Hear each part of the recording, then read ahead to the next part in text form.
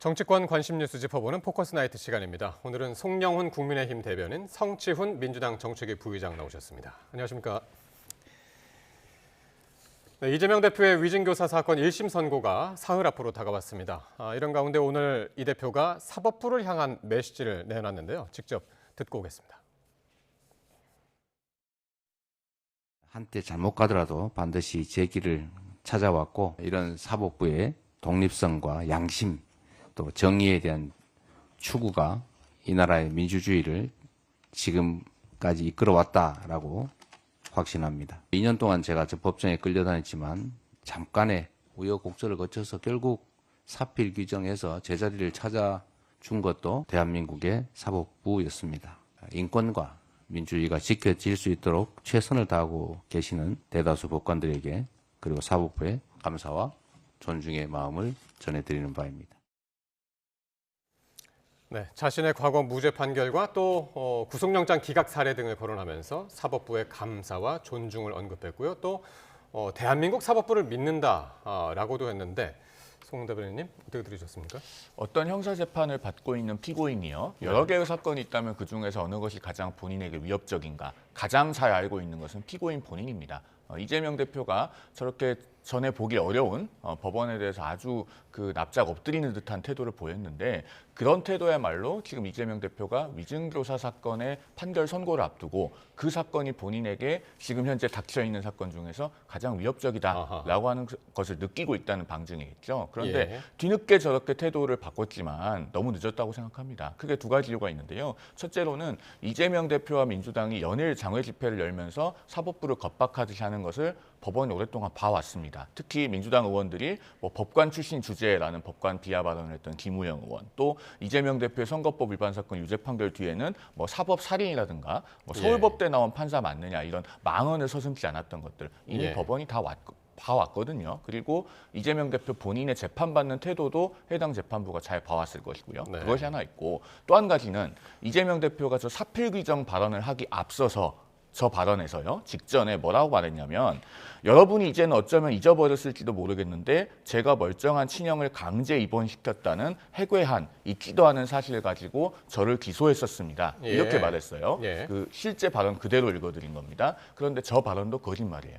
왜냐하면은 과거에 경기도지사 선거법 위반으로 기소된 사건의 판결을 보면은 실제로는 친형 강제 입원을 당시 정신보건법 25조에 따라서 이재명 대표가 지시를 한 사실은 인정이 됐어요.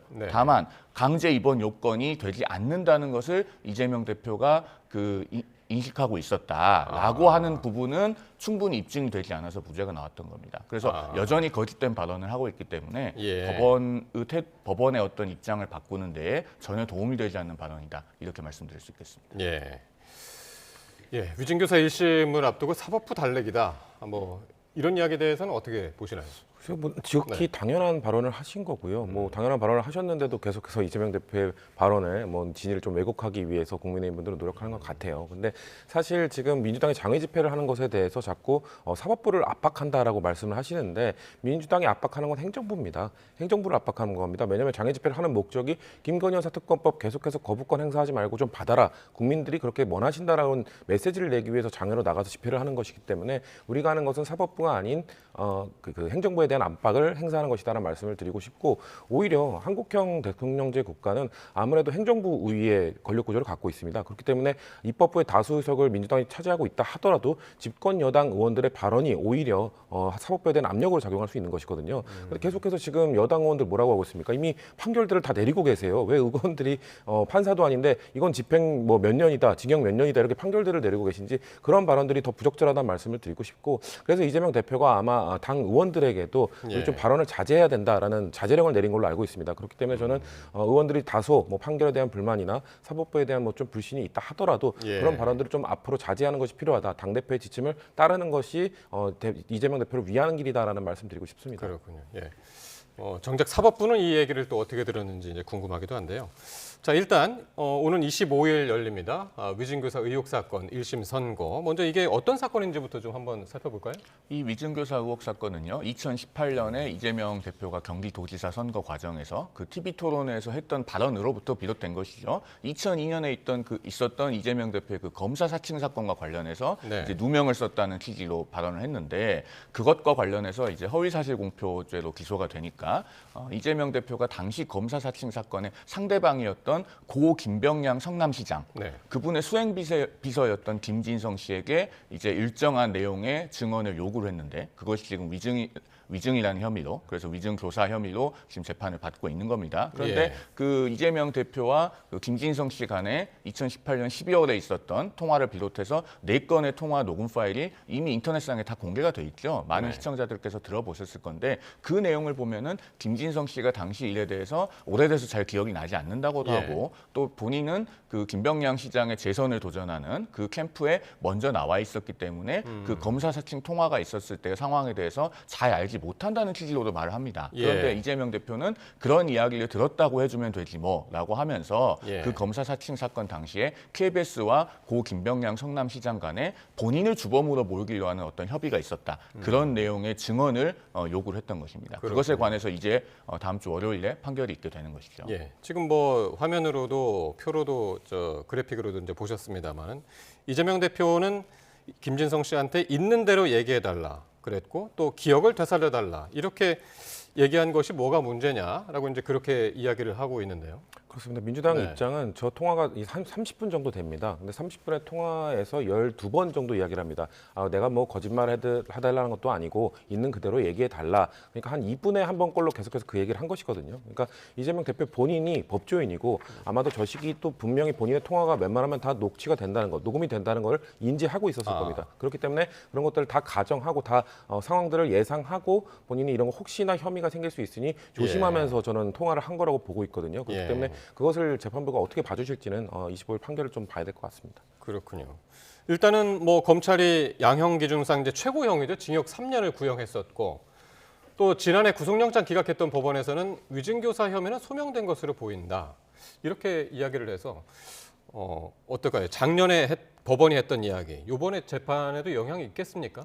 이 위증교사 사건은요, 네. 대단히 구조가 간단합니다. 이 김진성 씨가요, 일단은 본인이 위증했다는 사실을 인정하고 있습니다. 그리고 지금 이재명 대표 재판에서 당시 이재명 경기도지사의 압박으로 인해서 그런 허위 증언을 하게 됐다고도 진술을 했습니다. 그리고 이 김진성 씨가 그 이재명 대표의 선거법 위반 사건, 과거에 있었던 네. 그 사건에서 증언했던 증인신문 조서는 그대로 남아 있습니다. 그러면은 그 증인신문 조서의 내용과 이재명 대표와 김진성 씨 간의 통화 녹음 파일에 남아 있는 그 교사의 내용, 예. 이 두 가지를 비교해 보면은 끝나는 문제거든요. 대단히 예. 간단한 사건입니다. 그래서 그 작년 9월에 그 서울중앙지방법원 영장 전담 부장판사인 유창훈 판사도 위증교사 혐의는 소명되는 것으로 보인다.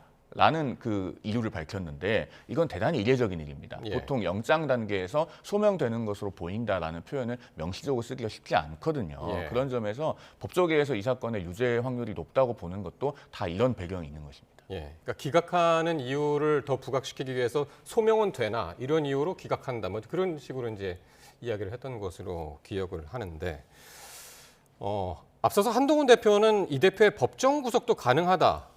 라고 언급을 했었습니다. 이게 가능할 것으로 보이시나요? 어떻게 저희는 보시나요? 불가능하다고 보고 있고요. 일단 예. 전례가 없다라는 말씀을 드리고 싶은데 예. 국민의힘 측에서는 뭐 과거 정찬민 의원 사례를 이야기합니다. 근데 정찬민 의원은 구속되었었다가 가석방 됐다가 다시 실형을 선고받으면서 바로 구속됐던 것이거든요. 그렇기 때문에 이재명 대표 사례라는 엄밀히 보면 다르다라는 말씀을 드릴 수 있고, 또 예. 지금 법조계에서도 이거에 대해서 의견이 분분합니다. 왜냐하면 상황이 다르지 않느냐. 그 당시에는 검찰 수사 단계였고 지금은 재판 단계이기 때문에 이거 상황이 다른 것도 있고, 그리고 21대 국회 때 통과시킨 것이기 때문에 지금 22대 국회 아니냐, 회기도 달라지지 않았냐, 예.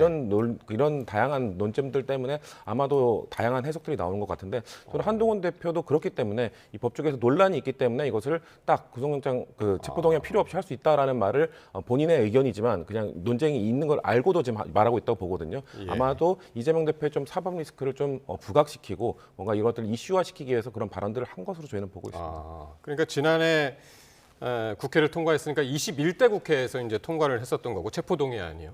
나중에 이제 기각되긴 했습니다만, 이 체포동의안이 지금까지 유효하냐 여부가 한동훈 대표가 얘기했던 법정 구속도 가능하다. 이거랑 이어지는 거잖아요.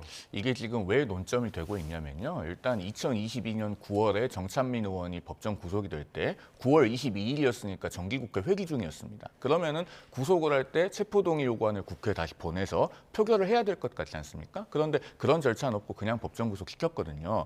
그때 정찬민 의원은 앞서 성부의장도 말씀하셨지만 2021년 9월에 체포동의안이 통과가 돼서 구속됐었습니다. 예. 그랬다가 보석으로 석방이 돼서 불구속 재판을 받다가 1심 선고와 동시에 법정 구속이 됐죠. 이걸 어떻게 볼 거냐인데 보석 허가를 취소한 것에 불과하다고 볼 것인지 아니면 어쨌든 다시 구속을 하는 것이기 때문에 체포 동의가 다시 필요하다고 볼 것인지 여기에 논점이 있는 겁니다. 그래서 현재 두 견해가 다 가능하다고 보이는데 여기에 명확한 선례는 없어요. 다만 우리가 여기서 읽어야 될 것은 법조계에서 지금 이재명 대표가 위증교사 사건의 선고와 동시에 법정 구속을 할 수 있느냐가 논점이 되는 것 자체가 그만큼 이재명 대표의 실형 선고 가능성도 적지 않다, 상당하다라고 하는 것의 방증이다. 이 부분에 우리가 유념할 필요가 있다라고 생각됩니다. 그렇군요. 이런 가운데 이재명 대표가 선거법 위반 사건 1심에서 유죄 판결을 받았었죠. 이와 관련해서 여론조사 결과가 나왔는데요. 오늘은 이제 갤럽이 나왔고 어제 NBS 조사 결과가 나왔는데 먼저 오늘 거부터 보면은 판결이 정당한 판결이었다가 43%로 나왔고요. 부당한 정치 탄압이었다가 42%.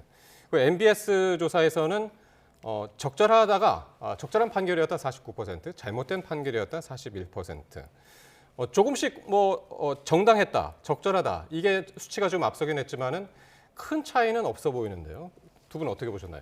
네. 일단 우리나라 국민들이 이 정치권, 입법부나 행정부보다는 그래도 사법부를 좀 신뢰하는 편입니다. 예. 그렇기 때문에 이런 사법부의 재판 결과에 대해서 이것이 잘못되었다라고 말하는 것을 그렇게 썩 즐겨하진 않으시는 분들이기 때문에 저렇게 반반 정도로 나왔다는 것 자체가 국민들께서 이번 재판을 바라보는 것이 과연 공정한 판결이었는가, 야당 예. 대표에 대한 탄압은 아니었는가 이렇게 생각하시는 분들이 많다는 거죠. 그렇기 때문에 저는 저 지표가 결국 민주당 지지자들이 저렇게 대답한 것 아니겠느냐라는 말씀도 하실 수 있겠지만 정당 지지자뿐만 아니라 일반 시민들도 분명 이 대표의 이번 공직선거법 판결에 대해서 좀 과한 것 아닌가라는 생각을 하고 있다는 말씀을 드리고 싶고 예. 아마도 국민들은 그럴 겁니다. 이걸 법리적으로 따져보고 이게 법리적으로 어떤 것이 증거가 채택되고 이런 것들 따져보는 것이 아니라 전체적인 그림 하에서 이재명 대표를 이렇게 그 실형을 내린 것이 과연 괜찮은가 요 정도의 시각에서 보는 것이기 때문에 그런 일반적 국민 시각은 좀 과했다라는 보는 것이 절반 정도 있다 이렇게 보면 될 것 같습니다. 예.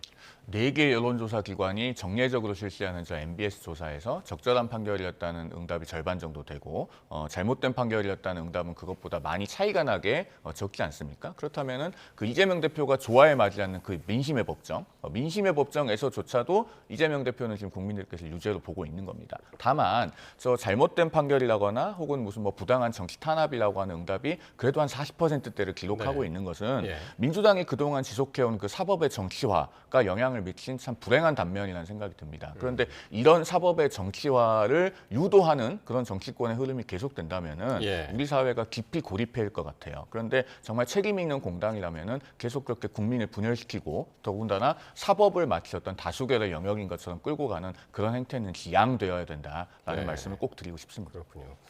그런데 이번에 그 위증교사 사건, 이 재판에 관심이 쏠리는 거는 차기 대선에 또 영향을 줄 것인가 그런 예상 때문인데 이번에는 금고 이상이 나오냐 안 나오냐 이게 관건이지 않습니까? 그렇습니다. 이게 100만 원 이상의 판결이 나오고 실형을 살게 되면은 사실상 이 피선거권이 박탈되는 것이죠. 그러니까 이재명 대표가 차기 대통령 선거에 나올 수 없게 되는 것입니다. 그렇기 때문에 지금 나와 있는 재판 결과들이 물론 다 대법원까지 확정됐을 때만 그렇게 되는 겁니다. 1심에서 100만 원 이상, 1심에서 실형 이렇게 나왔다고 해서 바로 선거를 나갈 수 없는 것이 아니라 네. 대법원까지 확정이 되었을 때 이재명 네, 대표의 물론 이 정치적 문제가 생명이 걸린 문제이기 때문에 그만큼 그래서 과연 유죄가 나더라도 얼마가 나오느냐, 실형이 나오느냐, 벌금형이 나오느냐 이런 것들이 귀추가 주목되는 이유는 거기에 있습니다. 예. 성 부의장께 계속 여쭤봐야 될 것 같은데 서른 전 민주당 의원 이런 얘기를 했습니다. 피선거권 박탈형이 나올 경우는 대표직을 내려놔야 한다. 이 의견은 어떻게 들으셨습니까? 일단 서른 전 의원은 민주당을 탈당하신 분이죠. 그래서 네네. 지금 다른 당에 가 계신 분입니다. 그런 분을 뭐 비명계에서 뭐 이런 목소리가 나왔다라고 평가하는 건 좀 부적절하다고 보고요. 예. 그러니까 뭐 우리 당의 운영에 대해서 왜 당을 버리고 나가신 분이 저런 발언을 하시는지 저는 좀 부적절해 보인다라는 말씀을 거듭 드리고 싶고, 뭐 저런 서른 전 의원 이외에 네. 혹시나 뭐 다른 비명계 의원들이나 비명계 인사들이 그런 발언을 한다 한들 뭐 당의 뭐 당대표의 지위나 이런 것들은 뭐 흔들림은 없을 거라고 봐요. 왜냐면은 그것을 결정할 수 있는 것은 뭐 비명계 의원들의 발언, 비명계 의원들의 움직임 이런 것들이 아니라 결국 당심 그리고 국민들의 마음 이런 것들이거든요. 예. 그렇기 때문에 재판 결과 나온 이후에 국민들이 이재명 대표에 대한 지지를 이어갈 것인가 아닐 것인가 그 지표를 보면서 판단하면 되는 것이지 벌써부터 뭔가 사퇴를 해야 된다 아니다 이런 거를 판결을 내릴 수 있는 거는 저는 국민에게밖에 없다라는 말씀드리고 싶습니다. 그 서른 전 의원이요. 민주당을 탈당하셨지만 그래도 민주당을 사랑하는 마음이 매우 깊은 것 같습니다. 왜냐하면은 지금 이재명 대표는 이미 선거법 위반 사건에서 피선거권을 10년간 제한받을 수 있는 형을 선고받지 않았습니까? 그리고 요즘 법원 실무의 추세는 2심에 가서 1심의 형을 함부로 잘 바꾸지 않는 것이 확고한 경향입니다. 예. 그러면은 자 633 원칙을 확고하게 지킨다고 보면은 이재명 대표와 민주당이 앞으로 함께할 수 있는 시간은 길어야 6개월입니다. 그 6개월이 지난 뒤에 이재명 대표와 결별하면서 큰 혼란을 겪는 것보다는 지금부터 민주당이 이재명 대표와 이별하면서 예. 새로운 길을 찾아 나가는 것이 사실 민주당의 미래에 도움이 되거든요. 그런 예. 점에서 서른 전 의원의 고언을 민주당에서 고깝게 들을 것이 아니라 오랫동안 민주당과 함께하신 분이 그래도 애정어린 충고를 해주고 있는 것이다. 예. 그렇게 좀 경청했으면 좋겠습니다. 그렇군요. 그만큼 지금 25일 위중교사 1심 판결에 이제 관심이 많이 쏠리고 있는데요. 민주당은 내일도 장외 집회를 예고를 하고 있죠. 그런데 여기서 파란색 금지령이 내려졌습니다. 이건 뭡니까? 그렇습니다. 이제 뭐 아무래도 우리 당 상징색이 파란색이다 보니까 네. 집회에 나오시는 분들이 이제 파란색 옷을 아니면 뭐 점퍼를 입고 오는 분들이 많습니다. 이제 예. 그런 것들을 좀 자제하자. 그리고 뭐 사실 깃발도 들고 나오는 게 깃발 같은 경우는 보통 이 지역위원회 깃발입니다. 어느 예. 지역위원회 깃발 아래 다른 데서 오신 분들이 그 아래로 뭐 좀 집합하는 성격의 깃발인데 그런 것들이 아무래도 이런 집회를 할 때 왜냐하면 우리가 전부 모든 도로를 사용하는 것이 아니라 일부 도로를 사용하는 것이기 때문에 예. 뭐 이런 깃발들이 그 옆에 지나가고 있는 차량이나 운행에 좀 피해를 줄 수도 있고 또 국민들 보시기에 이게 뭐 민주당만의 행사인가 이렇게 느끼시게 되면은 김건희 여사 특검법에 나도 목소리를 내고 좀 동참해야겠다라는 생각을 가지신 분들이 이건 민주당 행사니까라고 하고 참여를 안 하실 수도 있기 때문에 예. 그런 성격을 좀 빼고 최대한 국민들과 함께할 수 있는 성격으로 가져가자라는 차원에서 파란색 옷 배제, 뭐 깃발 들지 말자 뭐 이런 지침이 나온 걸로 알고 있습니다. 예. 국민의힘 서범수 사무총장은 이렇게 얘기를 하더군요. 당원들을 일반인으로 둔갑시켜서 일반 시민이 많이 참여한 것처럼 보이려고 하는 것이다. 서범수 사무총장의 눈에는 야당 지지자들은 일반 시민이 아닌가요? 그렇게 좀 야당을 적으로 보는 그런 관점부터 바꾸셔야 된다는 말씀을 드리고 싶고 예. 그렇다고 해서 뭐 우리가 결국 일반 시민들이 봤을 때 아니면 일반 그 민주당 당원이 아닌 분들이 봤을 때 이게 정말 민주당만의 행사인가 아닌가는 파란색 옷을 입고 있느냐 아니냐의 문제가 아니라 정말 얼마나 많은 국민이 모이느냐를 보고 판단하실 거 아니겠습니까? 그렇기 때문에 이번 집회 앞으로 계속 이어질 집회에서 얼마나만큼 국민들이 모이는 것으로 판단하면 되는 것이지 뭐 이렇게 둔갑시키려 한다라는 좀 부정적인 그 멘트는 저는 참 아쉽다라는 말씀드리고 싶습니다. 예. 파란 옷 금지령, 당 깃발 금지령 어떻게 보셨습니까? 이건 제가 좀 한 말씀 드려야 될 것 같은데요. 예. 조금 전에 영상에서도 보셨지만 저 장외 집회에서 푸른색이 한눈에 많이 띄지 않습니까? 사실은 우리가 저 집회에 17,000명 정도가 모이면 민주당 국회의원 170명이 1인당 100명 정도 함께 오면은 17,000명이 됩니다. 25,000명이 모이면요. 170명이 1인당 150명 정도 함께 오면은 25,000명이 돼요. 즉 저기 모인 분들의 대다수는 민주당원이거나 민주당 관계자입니다. 일반 시민의 자발적인 결합은 거의 없는 거예요. 그런 게 한눈에 보이다 보니까 지금 민주당에서는 그러면은 파란색 옷을 입지 말라라고 해서 국민들에게 거짓으로 눈속임을 시도하고 있는 겁니다. 그런데요, 네. 지금 이 집회의 상황이 어떤 겁니까? 이재명 대표는 지난 15일에요.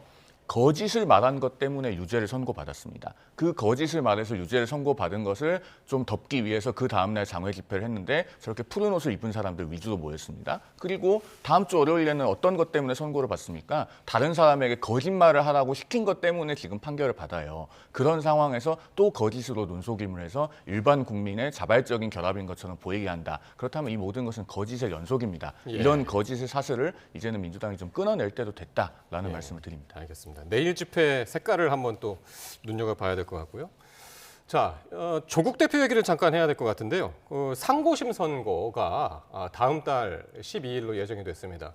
자녀 입시 비리 그리고 청와대의 감찰 무마 등의 혐의로 기소돼서 1, 2심에서 모두 징역 2년이 선고가 됐는데 요거는 먼저 송 대변인님, 뭐 변호사시니까요. 여기서 대법원에서 판결 내용이 바뀔 가능성이 있을까요? 객관적으로는 매우 희박하죠. 왜냐하면 이것은 저희가 뭐 다른 당의 대표라서 이렇게 말씀드리는 것이 아니라요. 2024년 사법연감에 보면요. 2023년에 대법원에서 형사재판을 한 것에 관한 통계가 있습니다. 2023년에 그 1년 내내요. 대법원에서 파기환송한 형사사건이 그 해에 접수된 사건 중에 281건밖에 안 됩니다. 그런데 그 중에서도요. 피고인과 검사가 상고했거나 또는 피고인만 상고한 사건 중에 파기된 사건은 217건밖에 안 되고요. 그다음에 그 2심에서 집행유예가 없는 실형이 선고가 됐는데 파기된 사건은 138건밖에 안 돼요. 그러니까 지금 조국 대표는 2심에서까지 징역 2년을 선고받아서 오지 않았습니까? 그런 사건이 대법원에서 파기환송되는 건수 자체가 객관적으로 현저히 낮습니다. 그런 통계만 보더라도 12월 12일에 그대로 형이 확정될 그 상고 기각이 될 가능성이 매우 높다 이렇게 보여지죠. 그렇군요. 역시 뭐 금고 이상의 형이 확정되면은 5년간 피선거권이 박탈되는 정치적으로 뭐 굉장히 큰 타격을 입을 수밖에 없는 상황인데요. 맞습니다. 지금 야권의 차기 대선 후보 그 지지율에서 보통 이재명 대표가 압도적 1위로 나오지만 그 다음은 이제 조국 대표가 나오는 조사가 많거든요. 그렇기 때문에 야권 입장에서는 야권 2위 후보를 잃게 되는 부분이 또 있는 것이고 또 조국혁신당에서 조국 대표가 갖고 있는 상징성이 있잖아요. 단순히 12명의 의원 중 1명일 뿐이다라고 볼 것이 아니라 상당히 높은 존재감과 상징성을 갖고 계신 분이기 때문에 조국혁신당을 앞으로 운영함에 있어서도 과연 어떻게 할 것인가 이런 큰 존재를 잃고 당을 운영하는 것이 아마 어려운 부분이 많을 것이다라는 예측들을 하고 있는 것 같습니다. 그렇군요. 자, 마지막 주제입니다. 한동훈 대표가 당원 게시판 논란과 관련해서 입장을 내놨는데 논란은 좀처럼 수그러들지 않는 분위기입니다. 관련 발언들 먼저 듣고 오겠습니다. 당에서 법적 조치를 예고한 바 있기 때문에 위법이 있다면 당연히 철저하게 수사되고 진실이 드러날 겁니다. 그런데 저는 이재명 대표 선고 그리고 민생 사안들 많은 굉장히 중요한 시기에 제가 껌껌이 대응하지 않는 이유는 그렇게 돼서 다른 이슈들을 덮거나 그런 거 적절하지 않다라는 당대표로서의 판단이다. 명의를 도용해서 여론을 조작한 부분이잖아요. 여론을 만들어가는 내용들이 있어요. 그 짧은 순간에 뭐 1분 상관으로 그 명의만 나오는 글들이 이슈가 있을 때마다 그렇게 몰려서 그게 나오고 한 게 있단 말이에요. 이게 지금 왜 문제냐? 이게 점점 더 번지는 상황이란 말이에요. 그래서 말씀드리는 거예요. 자중질환에 빠지면 안 되기 때문에 당대표께서 여기에 빨리 리더십을 발휘해서 이 문제 해결해야만 되는 거예요. 자, 그럼... 지금 들으신 것처럼 친윤계는 여전히 당무감사를 요구하고 있고요. 특히 장해찬 전 최고위원은 한 대표의 정치 생명까지 언급을 하고 있는데 당원 게시판 논란이 사그러들지 않고 있네요. 저는 이런 당원 게시판 문제가요. 지금 여당에서 가장 중요한 문제처럼 비춰지는 것을 국민들께서 어떻게 생각하실지 좀 깊이 생각해 볼 필요가 있다고 봅니다. 정치는 우선순위의 기술 아닙니까? 사실 정당이나 사람이나 시간과 자원이 다 한정되어 있습니다. 모든 정당이 정강 정책에 보면 좋은 말이 다 써 있지만 실제로 예산과 시간과 이런 것들을 어떤 것에 우선해서 쓰느냐가 그 정체성 아니겠습니까? 지금 그 여권에 시급하게 해결해야 될 현안들이 굉장히 많습니다. 그 일각에서는 이 문제가 마치 여당에서 가장 중요한 문제인 것처럼 다뤄지고 있는데 사실 정치 고관여층이 아니라 하루하루 그 바쁜 일상을 살아가고 있는 일반 국민들께서는요 여기에 그렇게 깊은 관심을 보이지 않고 계시고 사실은 이게 우선순위가 있는 것처럼 보이는 것에 대해서 의아하게 생각하실 거예요. 예를 들면 자 지금 거대 야당은 이재명 대표의 거짓을 덮으려고 계속 장외투쟁을 하고 뭐 사법부를 압박하고 심지어는 이제 유죄를 선고받으니까 아예 법을 뜯어 고치려고까지 하고 있습니다. 이런 것에 관해서 거짓을 있는 그대로 드러내고 국민들께 알리는 일이 중요하지 않습니까? 또 그 이전에 집권 여당이기 때문에 민생과 경제에 관해서 해결해야 될 과제들, 또 집중해야 될 그 사안들이 굉장히 많습니다. 그런 것들을 모두 다 뒤에 두고 있는 것처럼 보이는 것이 과연 국민들께서 어떻게 보실 것인가? 이걸 생각해 보면은 사실은 당원 게시판 문제에 이렇게 몰두하고 있는 듯한 그런 상황이 저는 개인적으로는 좀 이해하기가 어렵습니다. 그래서 한동훈 대표도 건건히 이렇게 대응하지 않는 게 다른 이슈들을 덮어버릴 우려 때문이다. 이제 이렇게 얘기를 했는데 어쨌든 그 당무감사를 떠나서 경찰이 지금 당원 게시판 서버 보존을 이제 신청했고 조만간 뭐 강제 수사로 이어지지 않느냐 이런 예상들도 나오던데요. 그렇게 될 가능성이 높은 상황인데 저는 예. 송 대변인 말씀에 100번 동의합니다. 지금 예. 집권 여당이 이러고 있을 때입니까? 당원 게시판 문제 갖고 싸우고 있을 때입니까? 근데 그렇다면은 한동훈 대표께서 이거 국지 경찰 수사까지 가지 않더라도 당무 감사하지 않더라도 예. 5분이면 해결할 수 있거든요. 본인의 의혹받고 있는 가족들에게 전화해서 글 썼냐고 물어보면 됩니다. 그리고 만약에 혹시 개인정보 동의해달라 이거 우리 그것만 확인해 보겠다. 한동훈 대표 본인의 것은 확인해봤지만 가족들은 개인정보 보호를 해야 되기 때문에 안 된다고 하지 않았습니까? 한 5분이면 확인할 수 있는 것을 질질 끄면서 안 하고 있는 것 이게 문제가 되고 있는 것이고요. 사실 그냥 적당히 뭐 만약에 사실이었다 하더라도 그냥 드러내고 가족들이 그렇게 했던 것 같습니다. 과했습니다 하고 사과하고 넘어갈 수도 있었던 문제인데 예. 너무 시간을 끌면서 골든타임은 이미 지나가 버렸다. 그리고 장예찬 전 최고위원 이거를 너무 열심히 분석하고 계신데 지금 문제가 국민의힘 당원 게시판뿐만 아니라 비슷한 내용의 글이 어떤 때는 거의 토시 한 글자 다르지 않는 글들이 인터넷 커뮤니티에도 올라왔다는 거잖아요. 그런 차원에서 봤을 때는 이것은 단순히 단계 문제가 아니라 여론 조작의 문제까지도 갈 수 있기 때문에 이것은 이제 자체적으로 해결하기에는 너무 골든타임이 이미 지났다라는 말씀 드리고 싶네요. 예, 알겠습니다. 두 분 말씀 오늘 여기까지 듣도록 하겠습니다. 송영훈 국민의힘 대변인 그리고 성치훈 민주당 정책위 부의장이었습니다. 두 분 고맙습니다.